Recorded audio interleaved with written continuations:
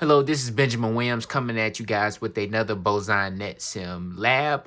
Today we're going to be labbing troubleshooting a hot standby routing protocol number 2. So at the top left we have our topology, which shows 2 access layer switches, and since we're going to be running hot standby routing protocol, our distribution layer is going to be in charge of the actual configuration of the hot standby routing protocol should be on the distribution layer switches. We have our router, and then we have a serial connection out to an ISP. So I have the instructions that I'm going to be reading over here in the top right, and then down here at the bottom is where we're going to be doing our CLI configuration. So let's go ahead and read the objective for this lab. It says, in this lab, you will troubleshoot a hot standby routing protocol configuration and configure interface tracking. Hot standby routing protocol is a network protocol that can be used to ensure the immediate and transparent recovery of traffic clients from first hot failures in network edge devices by providing network redundancy for IP protocol networks. Interface tracking enables hot standby routing protocol to monitor a given interface and automatically adjust the hot standby routing protocol priority of a device when that interface goes down or comes up. Lab topology. For this lab, your network design includes 4 switches: A switch 1 and A switch 2, D switch 1 and D switch 2. A switch 1 and A switch 2 are access layer switches, and D switch 1 and D switch 2 are distribution layer switches. 2 workstations named Client 1 and Client 2 are connected to the access layer switches on the fast Ethernet 03 port. Upon the initial loading of the lab, all devices will be configured with the IP address, virtual LANs, spanning tree commands, and hot standby routing protocols needed for connectivity. So again, it just shows us a picture of our simulator, our topology down here. And then we have the command list that Boson gives us in the descriptions. I have read through those already, so let's get down to the actual instructions themselves. So, task 1, isolate the problem and verify hot standby routing protocol configuration. So it says D switch 2 is the active hot standby routing protocol router for your company's network. However, traffic from client 1 and client 2 is unable to reach the ISP router in this task. You will determine why the active hot standby routing protocol router is not being used to reach the ISP. So the first instruction says, from client 2, verify that the problem exists by attempting to ping the fast Ethernet 00 interface on the ISP router. This is the IP address of the ISP router, and it's asking, does the ping succeed? So I guess we're going to be taking this client over here and trying to reach the ISP serial 00 interface, which is right here. So let's pull up client 2 right here. Let's just do a simple ping to 198.51.100.1. See what we get back. So it's saying destination host not reachable. So sent file, receive 0 back. So that's not good. We're not able to reach the ISP. So it says, from client 2, attempt to ping D switch 2's fast Ethernet 04 interface. So D switch 2, we're going to just try to ping that now. So let's ping 172.16.253.6. So are we even able to reach?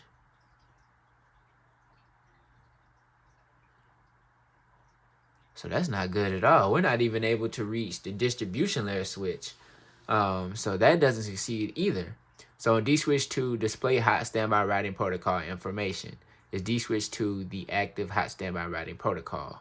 So let's go to privilege exec mode, and let's just do show standby. So it's saying that we're the active router. Preemption is enabled. The priority is 100. It has a virtual IP address of 172.16.3.1. It's on VLAN 1, group 1.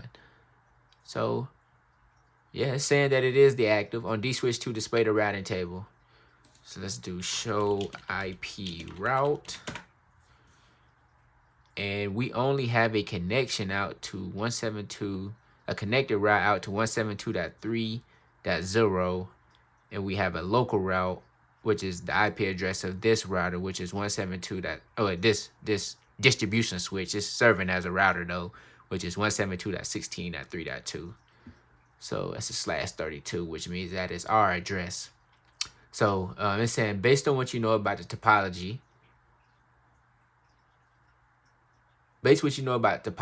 and the output you have analyzed so far, what problems might cause traffic from client 1 to not be forwarded beyond D switch 2?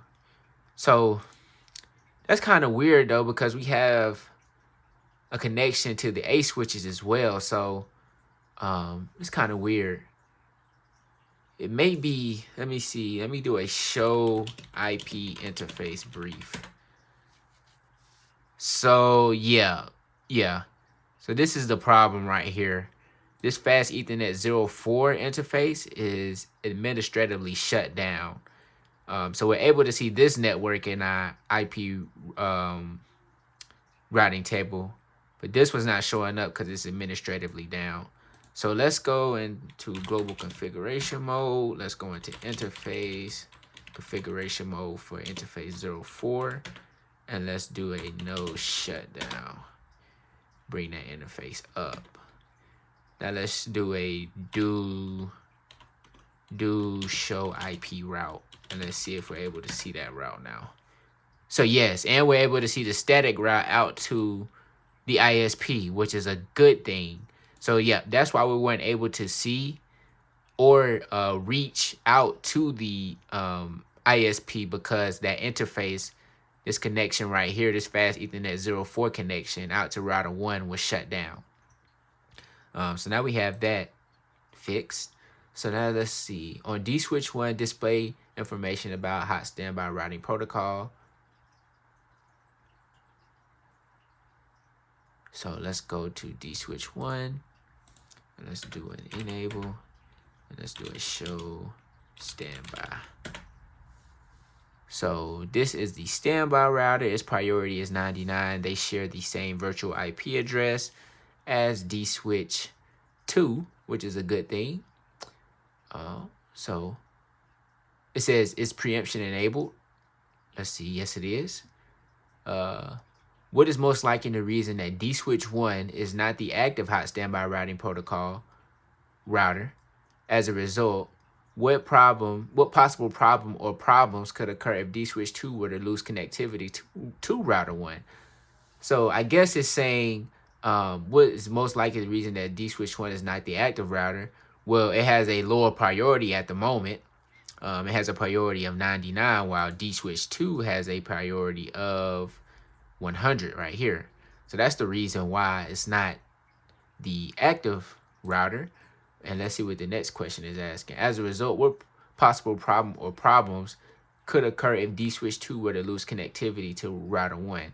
So if D switch 2 were to lose connectivity to router 1, it would do what it was just doing. It wouldn't allow connectivity out to the ISP because this is still acting as the active router. So what we're going to have to do with D switch 2, it looks like, is once track this interface right here, this fast Ethernet 04 interface. And if this interface ever goes down, we're going to lower the priority to which D switch 1 would be the active and take over for D switch 2, since this connection right here is broken. So that's probably, it says, based on what you know about hot standby routing protocol, what could you configure on D switch 2 to automatically lower its hot standby routing protocol priority so that D switch 1 preempts D switch 2 if D switch 2 again loses connectivity to R1? So like I said, just track this interface, this fast Ethernet 04 interface. If it goes down, decrement the priority and allow D switch 1 to take over. So it says correct the connectivity problem. This task involves re-enabling connectivity between D switch 2 and router R1. So on D switch 2 affected interfaces, fix the problem you discovered. So I did that. I enabled this interface. Allow time for the network to converge from client to attempt to ping ISP 000 interface, and it provides the IP address. So let's ping. Well, I didn't even have to type that again. I could just hit the up arrow. And nope, that wasn't the wrong address. But let me just go up twice and see what it does now. So yeah, we're getting replies back from the 00 interface for our ISP, so that's good. It says trace route from client to the ISP, so let's do a trace RT 198.51.100.1. So it looks like our first stop is 172.16.3.2. If we go to our IP routing table, that looks to be dswitch2, which is perfect because that's our active router. Then it looks like it goes to R1, 172.16.253.5, which is right here. And then lastly, it goes to our ISP. So that's perfect. Let's go back down. On dswitch2, display hot standby routing protocol information. Has anything changed? Nothing should have changed because we didn't mess with the configuration any. So let's just do a do show standby just to make sure. And yep, everything looks the same. So it says configure interface tracking. During your troubleshooting, you should have noticed that dswitch1 did not take over as the active router, even though there was no connectivity between dswitch2 and router 1. In order to ensure that dswitch1 will always be able to take over for dswitch2 if dswitch2 loses its connectivity to R1, you should configure interface tracking on dswitch2. In this task, you will configure dswitch2 to monitor the fast Ethernet 04 interface for connectivity loss. You will also verify that dswitch1 is able to take over for dswitch2 after you have configured interface tracking. So it says on dswitch2, VLAN 1 interface, configure hot standby routing protocol interface tracking so that the priority of hot standby routing protocol group 1 on dswitch2 is decremented by 2 when dswitch2's fast Ethernet 04 interface goes down. So let's go to dswitch2. Let's hit this exit and let's go to interface VLAN 1 like it's asking. And then it's saying configure hot standby routing protocol interface tracking. So we're going to do a standby. And this is group number 1. And then we're going to do a track. And it looks like we're going to track the fast Ethernet 04 interface. Let's get some context sensitive help. And we're decrementing it by 2. So let's put 2 and let's hit enter on that. So on dswitch2, display hot standby routing protocol information. So let's do a do show standby. So it looks like we're tracking this interface right here. And we're going to decrement it by 2 if it goes down. So on dswitch2, shut down the fast Ethernet 04 interface. So let's go to interface fast Ethernet 04. And let's act like we have a connection problem. So we just shut that down. And it says, oh, it looks like we just had our HSRP change right here. We can see that it went from speak to standby. So it's not our active router anymore. It's our standby router. So allow time for the network to converge from client 2. Attempt to ping ISP 000 interface. So let's go here. Let's go to client 2. And let's give this a ping. See what happens. Okay, so it's still able to get out to the ISP, and that's because dswitch1 took over as the active router now that the connection to dswitch2's fast Ethernet 04's interface is now down. So it took over because dswitch2 lowered its priority because of the interface tracking. So that's perfect. So let's go to, it says go to dswitch2, display hot standby routing protocol information. Has anything changed? And yes, it did change. But let's just put in the command. And the state is now standby. You can see that the priority is now 98 because it decremented by 2. So that's perfect. Now on client 2, trace route to the ISP 000 interface. So let's go back to client 2. And it should be going through dswitch1 now. which is perfect. It is. You can see the address change. This was from before. This is after. So that's perfect. On D switch 2, re-enable the fast Ethernet 04 interface. So let's do a no shut. And it should reassume its, it should reassume its role as the active router, which it did because its interface is now back up. So it's saying now, does DCH2 reassume the active role? And it does. And the last thing it says, on client 2, trace route to the ISP 000 interface. So let's do that, and it should be going back through D switch 2 now.